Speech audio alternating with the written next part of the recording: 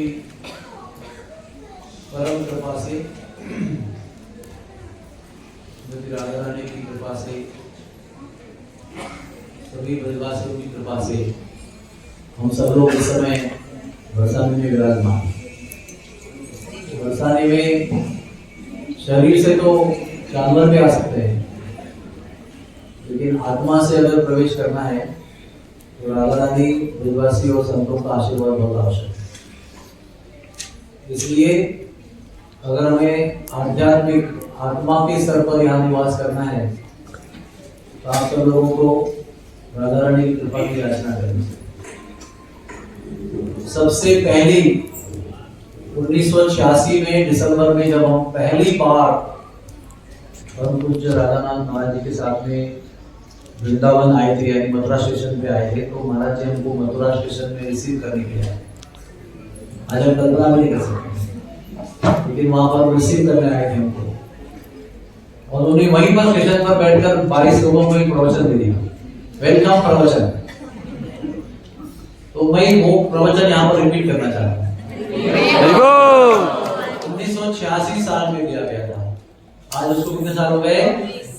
अभी हो जाएंगे 40 साल, दिसंबर को आएगा ना। अभी 39 साल पूरे हो चुके हैं और 40वां साल चल रहा है। तो उसमें उन्होंने कहा कि श्री वृंदावन धाम जो है वो साक्षात बलराम जी का शरीर है। बलराम जी शांत रस में अपने आप को धाम के रूप में विस्तारित कर रहे। इसका अर्थ क्या हुआ कि हम सब लोग वृंदावन धाम में चल रहे, अर्थात बलराम जी के शरीर पर चल रहे। इसलिए उन्होंने बताया कि वहीं पर मथुरा में ही हमको दंडवत प्रणाम करना है। इसके बारे में पूरी जानकारी रखते हुए कि हम लोग कहाँ और किस पर चल रहे हैं। नंबर 1।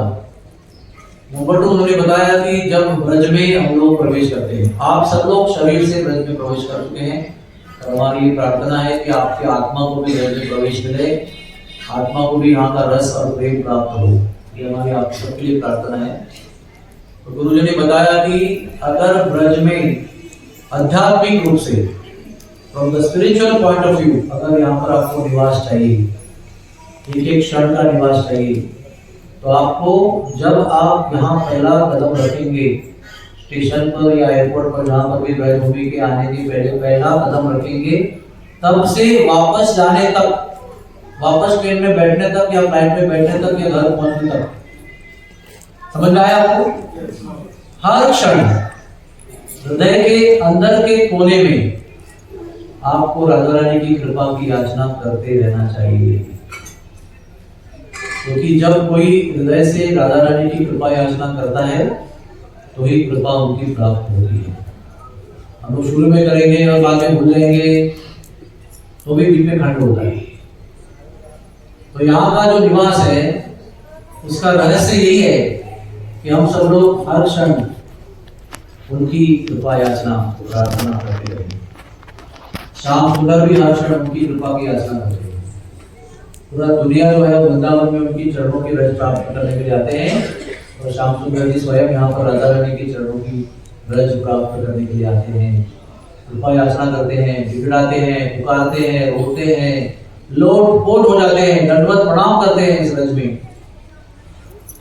ब्रजभूमि वैसे ही विशिष्ट है, लेकिन ब्रजभूमि के अंदर बरसाना जो है वो अति विशिष्ट है, क्योंकि स्वयं लीला पुरुषोत्तम, परम पुरुषोत्तम, दोलोक अधिपति, अखिल ब्रह्मांड अधिनायक परात्पर भगवान जो है वो यहाँ पर सखी बनकर। तो निश्चित रूप से ये बात है कि कई जन्मों के अनंत पुण्यों का और सेवा का ये परिणाम है कि राधा रानी के धाम में आप विराजमान। लेकिन इसमें एक चैलेंज है, जब कोई कृपा की प्राप्ति होती है तो जिम्मेदारी भी आती है। Whenever you are given promotion or some bigger position, along with the glory comes responsibility. वो जिम्मेदारी क्या है कि हम यहाँ पर धाम का अपराध न करें, धाम वासियों का अपराध न करें, सतत राधा और कृष्ण का स्मरण करते रहें। आसपास के जितने भी जीव आपको दिखाई पड़ रहे हैं, मनुष्य जीव हैं, आपके साथ में आए हुए हैं, ब्रजवासी हैं, सबके अंदर राधा कृष्ण का दर्शन करें, क्योंकि ये उनके अंश हैं, विशेष कृपा पात्र है, जो यहाँ पर जन्म लिए हुए हैं आपकी सेवा में अपने आप हाजिर हो जाएंगे। आपको ऐसा दिखता नहीं है कि गवार है, अनपढ़ है, कोई उनको रीति रिवाज पता नहीं है, कुछ चिल्लाते रहते हैं, कुछ कैसे करते हैं, भीड़ में आते हैं, समझते नहीं है, सुनते नहीं है, ऐसा आपको लगेगा और लगने की बहुत ज्यादा संभावना है। क्योंकि हम लोग जिनका सम्मान करते हैं वो शायद हमारी एक ऐसी व्याख्या है, हम सम्मान किसका करते हैं? जो दिखने में बहुत सुंदर है, जो धन से बहुत पावरफुल है, जो अधिकार से पावरफुल है, जो विद्या से बहुत पावरफुल है, जो बहुत विद्या पढ़ चुका है। ऐसे लोगों को सम्मान करने की हमारी आदत है। और यहाँ पर जो सर्वश्रेष्ठ महान जीव है यहाँ पर जन्म लिए हुए, वो ना तो सुंदर है, ना धनवान है, ना पढ़े लिखे हैं, ना अधिकारी है। तो आपके लिए तो कोई सम्मान करने का चांस ही नहीं है आपके हमारी व्याख्या के अनुसार। लेकिन आपको विशेष ध्यान रखना है कि कुछ भी बाहरी ऐश्वर्य ना होते हुए फिर भी ये लोग राधा रानी को और श्याम सुंदर को बहुत प्रिय है। अगर उतने वो प्रिय नहीं होते तो राधा रानी अपने धाम में उनको जन्म नहीं देती। इनका जन्म यहाँ हुआ है, यही उनकी महानता का प्रमाण है। ये लोग रात को गहरी नींद में भी राधे राधे पुकारते हैं। क्या पुकारते हैं? राधे राधे। और हम पूरा जगने के बाद भी जप करते हुए सो जाते हैं। ये सबसे बड़ा एक ऐसा दिखने वाला ऐश्वर्य है उनके पास। विराट को राधा रानी का नाम है। उनका जीवन संपूर्णतः राधा रानी के ऊपर ही निर्भर है। सब कुछ राधा रानी करेंगी, इस ट्रू सत्य भरोसे पर उनका जिंदगी चलती है। हम लोगों को सीखना है उनसे। बाह्य दृष्टि से हम उनकी सेवा करने के लिए, दंत चिकित्सा, नेत्र चिकित्सा करने के लिए यहाँ पर आए हैं, लेकिन वास्तविक में देखा जाए तो हमें उनकी कृपा की आवश्यकता है, इसलिए हम लोग यहाँ पर आए। हम लोग का ऑपरेशन करेंगे, वो हमारा हृदय का ऑपरेशन करेंगे। वो हमारे अंदर जो माया है, माया का कैटरैक्ट मोतिया बसा हुआ उसको नष्ट करने का आशीर्वाद देंगे। तो इसलिए कभी भी इन 4 दिन में, 7 दिन में, जितने भी दिन आपको यहाँ पर निवास मिला है, कभी भी ये सोचना नहीं कि बेचारे गरीब, जरूरतमंद, under privilege, poor people. Poor तो हम हैं, धन होते हुए भी हम पुअर हैं, विद्या होते हुए हम पुअर हैं, और सबसे धनी जो है वो ब्रजवासी है। क्योंकि सबसे बड़ा धन है राधा रानी की भक्ति और कृपा, जो इनके पास में भरपूर मात्रा में उपलब्ध है। इसलिए राधानाथ महाराज ने उस मथुरा स्टेशन पर दिए हुए प्रवचन में कहा था कि यहाँ पर अगर आपको सच्चा निवास करना है तो हर क्षण, जितने भी क्षण आपको मिलेंगे, मिनट नहीं कह रहा हूँ, घंटे नहीं कह रहा हूँ, दिन नहीं कह रहा हूँ, रात नहीं कह रहा हूँ, जितने पल आपको मिलेंगे यहाँ पर, तो जागरूक रहते हुए, पूरी तरह से अवेयर, कॉन्शियस रहते हुए आपको राधा रानी की कृपा याचना करनी है। तब जाकर आपकी सारी सेवा सफल होगी, का मतभेद नहीं होगा। आपको सुविधा असुविधा नहीं देखेंगे, मुझे ये नहीं मिला, उसको वो मिला, मैं जब आया तभी खीर खत्म हो गई थी, ऐसा ऐसा मैनेजमेंट है, ये सब कुछ जो है ना समाप्त हो जाएगा। क्योंकि धाम का जब सच्चा निवास होता है तो धाम में असुविधाएं होती ही है। कितना भी हम और आप मिलकर प्रयास करेंगे सुविधा प्राप्त करने का, फिर भी राधा रानी की दिव्य योजना के अनुसार आपको और कृपा प्राप्त कराने के लिए असुविधाएं होगी ही। उसको पहले से स्वीकार करके चलना। ये मत समझना कि हाँ आप तो अच्छा बता रहे हैं, आपको अपने आप को सेव कर रहे हैं, ये बात नहीं है। हमारी टीम ने आपकी सुविधा के लिए बहुत दिनों से, बहुत महीनों से प्रयास किया है कि आपको यहाँ पर कष्ट न हो। जितना हो सके सुविधा करने का प्रयास किया है। फिर भी जब असुविधा होगी तो आप लोगों को राधा रानी को धन्यवाद देना है, क्योंकि वो आपके हृदय का शुद्धिकरण करना चाहते हैं। और जितना आपको असुविधाएं होगी उतना आप उनकी कृपा ज्यादा प्राप्त करेंगे। शास्त्र में लिखा है जब असुविधाएं होती है व्यक्ति के जीवन में और हम थैंक यू बोलते हैं तो प्रचंड आध्यात्मिक शक्ति और कृपा प्राप्त होती है। इसलिए जब असुविधा होती है तो कभी भी रोना नहीं चाहिए, कंप्लेंट नहीं करना चाहिए, खास करके धाम में। तो धाम का निवास ही ऐसा है। धाम में टेम्परेचर भी ऐसा होता है, कभी कुछ कह नहीं सकते, कभी धूप आएगी, कभी ओले गिरेंगे, कभी वर्षा होगी, कभी ठंड बढ़ेगी, कभी कम होगी, कभी गर्मी बढ़ेगी, क्या होगा कुछ पता नहीं है। दिन में 3 मौसम मिलेंगे आपको, वो किसी के नियंत्रण में नहीं है। आपके नियंत्रण में केवल आप हो, और कंप्लेंट नहीं करना है तो भी आपके नियंत्रण में है, और धन्यवाद देना भी आपके नियंत्रण में है। इसलिए मैं आपको सबको विनती कर रहा हूँ, मेरी ये प्रार्थना और इच्छा है कि जितने भी लोग यहाँ पर आए हैं वो सब लोगों को भर भर के राधा रानी और ब्रजवासियों की कृपा आशीर्वाद प्राप्त हो, आपका आना यहाँ पर सफल हो कि ब्रजवासी और राधा अंजल शलाकया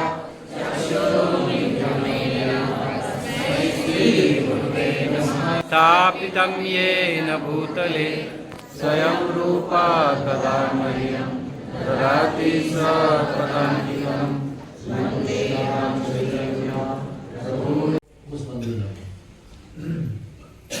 दूसरा विग्रह केवल चैतन्य महाप्रभु का ऐसे आगे पर क्या वो राधा गोकुलानंद जी की वैसे उनकी सेवा करोगे वैसे उनकी सेवा करोगे। जितने लोग आएंगे उनके अंदर राधा और श्याम सुंदर को देखना और उनकी कैसे सेवा करोगे वैसे उनकी सेवा करोगे। जब ये आपकी सेवा से प्रसन्न होकर स्मित हास्य करेंगे तो समझना कि राधा कृष्ण आपको देखकर प्रसन्न होकर स्मित हास्य करेंगे, अपना नेत्र कटाक्ष आप पर अर्पण करेंगे। यहाँ पर आने के बाद में हम क्या खोते हैं, जो अनर्थ है वो खोते हैं और कृपा जो है वो प्राप्त होती है। इसलिए जितने आप भाग्यवान हो उतने आपके साथ आए हुए लोग भी भाग्यवान हैं। तो सब लोगों का आदर सहयोग और प्रेम से दिन रात सेवा करते हुए आप यहाँ पर अपना समय बिताइए। और आज के दिन के बारे में मैं कहना चाहूँगा, आज माघ पूर्णिमा है, नरोत्तम दास ठाकुर का आज विवाह दिवस है। नरोत्तम दास ठाकुर चैतन्य महाप्रभु खेतुरी ग्राम गए थे, बांग्लादेश में है, उस समय भारतवर्ष में था। तो पद्मा नदी के पास जाकर चैतन्य महाप्रभु अचानक नरोत्तम नरोत्तम नरोत्तम करके पुकार रहे। उस समय तक नरोत्तम का किसी को परिचय नहीं था कि ये नरोत्तम है कौन, हमारे अंदर तो कोई है नहीं। तो महाप्रभु भाव विभोर होकर पुकार रहे थे। भावावेश थोड़ा शांत हो गया तो लोगों ने पूछा कि महाराज महाप्रभु ये कौन है नरोत्तम? तो नरोत्तम मेरा भक्त है।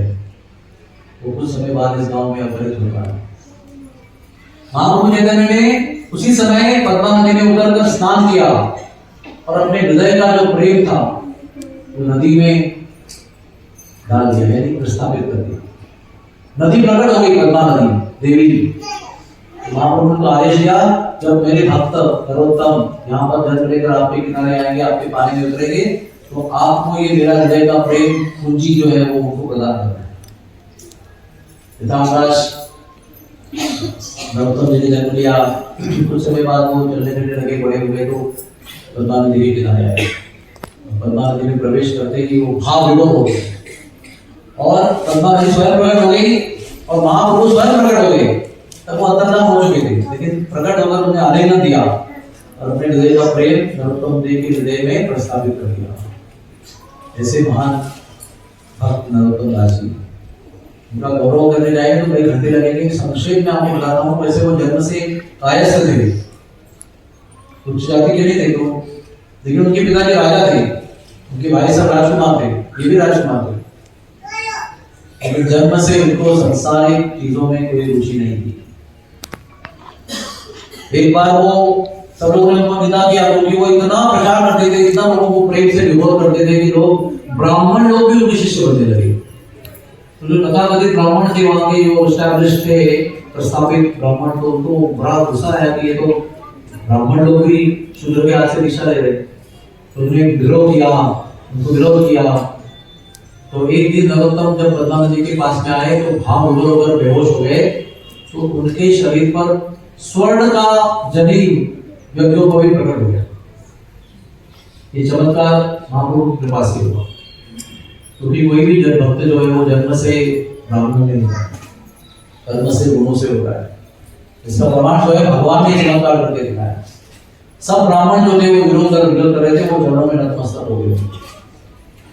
उसके बाद में उनको राज्य में कोई मोह नहीं था, तो उनके भाई जो थे, उनका नाम था क्या, सुनील, संतोष दत्त नाम था उनका, वो राजा बन गए। और ये महाप्रभु जी के आदेश के अनुसार महाप्रभु सपना आया, स्वप्न में आए उनके, और कहा कि आप वृंदावन चले जाओ। वृंदावन आए और महाप्रभु जी ने आदेश दिया कि लोकनाथ जी महाराज से आपको दीक्षा लेना है। तो लोकनाथ जी महाराज को ढूंढे पहले तो वृंदावन आए थे, तो स्वप्न मिले, फिर दीक्षा का आदेश था तो लोकनाथ जी महाराज को मिले।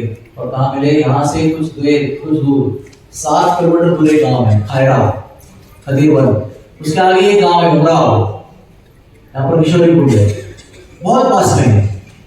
एक बार लोकनाथ जी महाराज एकांत भजन कर रहे थे, वो अपने शरीर के होश में नहीं थे, विराट होते थे, राधा कृष्ण का नाम करते हुए। तो इनके पास पहुंचे, उन्होंने कहा कि मेरे महाप्रभु जी का आदेश है, आप मुझे दीक्षा दो। उन्होंने कहा महाप्रभु जी को देखने के लिए मैं तरस रहा हूँ यहाँ, और आपको महाप्रभु जी ने आलिंगन दिया है और दर्शन दिया है, कृपा किया है, तो आप पर कृपा करने वाला मैं कौन बताऊँ? आप मुझ पर कृपा कीजिए, मैं कैसे आपको दीक्षा दूंगा? फिर भी उन्होंने लगातार विनती कर दिया, कई बार उनको रिजेक्ट कर दिया कि नहीं, मैं आपको दीक्षा देने के योग्य नहीं हूँ, और मैं उस स्थिति में नहीं हूँ कि आपको दीक्षा दूं, शिक्षा दूं, आपको गाइडेंस दूं और आपकी विकास करूं। मेरे पास वो भाव ही नहीं है, मैं भी स्थिति में नहीं हूँ। तो नरसिंह जी को भगवान का आदेश था, तो उन्होंने क्या किया, उसी गांव में उधर पास में है, वो इतने विरुद्ध थे लोकनाथ जी महाराज कि उनकी कोई सेवा ही नहीं थी, वे कुछ करे उनके लिए, तो इतने विरुद्ध थे कि कुछ सेवा ही नहीं थी उनकी। दिन रात ढूंढते रहे क्या सेवा करे, क्या सेवा करे, कुछ सेवा ही नहीं, इतने विरुद्ध महाराज थे। तो सेवा करने वाले को सेवा तो मिल ही जाती है, जिसको सेवा नहीं करना है वो बहुत सारे बहाने बनाएंगे, पैर टूट रहा है, फिर टूट रही है, रात को नींद में आई और ठेस लगी, ऐसा वो बहुत बहाने बनाते। इनको सेवा करनी है, वो प्रतिकूल से प्रतिकूल अवस्था में भी सेवा करते हैं और सेवा ढूंढते हैं, और सेवा मिल जाती है उनको। तो ये सेवा जो है वो हृदय की इच्छा से मिलती है, आपके प्रयास से नहीं। तो उन्होंने देखा कि हमारे लोकनाथ जी महाराज सवेरे 3-4 बजे ब्रह्मा मुहूर्त में शौच जाते हैं जंगल में, तो ये उनके पहले वहां पहुंचने लगे और उसकी शौच की जगह साफ करके अपने हाथों से वहां पर जल रखा करते थे। एक दिन आए लोकनाथ जी महाराज, देखा ये जगह बहुत साफ करके रखी हुई जंगल में, समझता है कि साफ किया हुआ और जल भी रखा हुआ है, तो कौन आया हुआ इतनी भोर की समय? तो शौच करके चले गए, जल की जगह धोई इसलिए शौच की जगह साफ है और जल रखा हुआ है। तो वो तीसरे दिन क्या किया उन्होंने, वो शौच के समय के पहले ही चले गए जंगल में और कुछ झाड़ी में छुप गए। झाड़ी में छुप के देख रहे हैं शौच की जगह पर कौन आ रहा है, तो देखते हैं कि कुछ देर बाद में नरोत्तम आए और आंखों से आंसू बहाकर उस जगह को साफ कर रहे हैं, जल रखे फिर झाड़ी में छुप गए। तो जब जा रहे थे तो लोकनाथ जी जाके पीछे से झटका उनको पकड़ा और कहा कि आप क्यों कर रहे हो, तो राजपुत्र हो, तो राजा के ऐश्वर्य के लायक हो, मुझ जैसे फकीर की ये सेवा, निंदनीय सेवा क्यों कर रहे हो? नरोत्तम जी कहते हैं कि ये सब ऐश्वर्य और वंश और राजपुत्र राजकुमार ऐसा होने से क्या लाभ है? जब तक गुरु स्वीकार नहीं करेंगे, गुरु का आदर नहीं होगा, तो जीवन व्यर्थ है हमारा। मुझे आपकी सेवा चाहिए, इसमें सेवा करो, आपका अनुग्रह चाहिए। तो उसी समय उन्होंने लोकनाथ जी ने नरोत्तम जी को दीक्षा दे दी और शिष्य स्वीकार किया और उससे मैं विनती किया कि मैं आपकी शिक्षा यानी ट्रेनिंग नहीं कर सकता हूँ, आप वृंदावन जाइए और जय गोस्वामी के साथ बैठकर अपना शिक्षा प्राप्त कीजिए, ज्ञान प्राप्त कीजिए। तो वहां से नरोत्तम जी वृंदावन आए और जय गोस्वामी के आश्रम में रहते हुए उन्होंने शिक्षा प्राप्त की। नरोत्तम जी ने अपने जीवन में साबित किया है कि गुरु का होना कितना आवश्यक है। चाहे हम धनी हो, चाहे हम अधिकारी हो, चाहे हम ज्ञानी हो, तो सब जीरो है। गुरु की कृपा के बिना सब zero zero zero zero zero है। जब गुरु की कृपा का 1 लग जाएगा तो हर एक जीरो को भी मूल्य आ जाएगा। ये नरोत्तम दास ने जीवन में दिखाया है। नम्रता कैसे होनी चाहिए, धन संपत्ति, अधिकारी, ऊंचा वंश, राजपुत्र होना, उसके बावजूद भी नम्रता नहीं होगी तो कृपा नहीं प्राप्त होगी। तो नरोत्तम दास जी फिर अपने केवड़ी ग्राम गए, मतलब भी उनकी कहानी है उनकी, और जय गोस्वामी के आदेश के अनुसार वो प्रचार करने गए। नरोत्तम जी बंगाल में गए, बंगाल में जब वापस गए अपने केवड़ी ग्राम में, वहां पर एक बड़ा गोदाम था। तो वो गोदाम के अंदर बहुत सांप थे, वो सांप इतने थे, इतने विषैले थे कि उनके सांप के अंदर जो विष था उसके धुआं जैसे बाष्प को क्या कहते हैं उसको, दर्द तो कहते हैं, वो दर्द से भी लोगों के आंखें जलती थी और लोग बेहोश हो जाते थे। इतना पावरफुल विष था उनके अंदर, तो कोई भी अंदर जाने की हिम्मत नहीं करता। नरोत्तम जी अंदर चले गए क्योंकि उनको पता था कि इसके अंदर जो धन है, लोगों ने कहा था बड़ा विशाल धन इसके अंदर छुपा हुआ है, लेकिन सांपों द्वारा रक्षित है, इसलिए कोई जाने का हिम्मत नहीं करता। नरोत्तम जी वो धन के लिए नहीं गए, उनको संकेत हुआ था कि दिव्य धन है इसके अंदर। लगा था उनको धन था। जब अंदर चले गए तो सारे विषैले सांप वहां से बाहर निकले। बिल्कुल पहले फुटकार करते थे कोई आएगा तो, बिना फुटकार दिए नम्रता से जैसे खुदा सर झुका के तुरंत चले गए। फिर सांप रही हो गया खुदा। फिर नरोत्तम जी अंदर गए और ठाकुर जी के 5 विग्रह वहां से प्रकट किए। ये वो धन था, कोई रुपया सोना चांदी का हीरे का धन नहीं था उसके अंदर, ठाकुर जी का परम धन वहां पर छुपा हुआ। तो उसमें से एक विग्रह जो है वो नरोत्तम जी ने अपने भाई जो राजा बना हुआ था संतोष दत्त, उसको बोला कि यहाँ से जमुना जी में लेकर वृंदावन में विराजमान करो, और वे है राधा ब्रजमोहन जी। राधा ब्रजमोहन जी का विग्रह जो है वो जहाँ पर गोपियां उद्धव जी को पहले मिलती गंगा किनारे गोपी उद्धव मिलन सभी वहां पर विराजमान किया गया, और नरोत्तम दास ने स्वयं उनका पूजन भजन अर्चा विग्रह का सेवन पूजा की हुई है। उस मंदिर में नरोत्तम दास ठाकुर की हरिनाम चक्कर मैंने पहले हरिनाम चक्कर अभी भी वहां विराजमान है। उन्होंने पढ़ा हुआ श्रीमद् भागवत ग्रंथ भी उस मंदिर में है।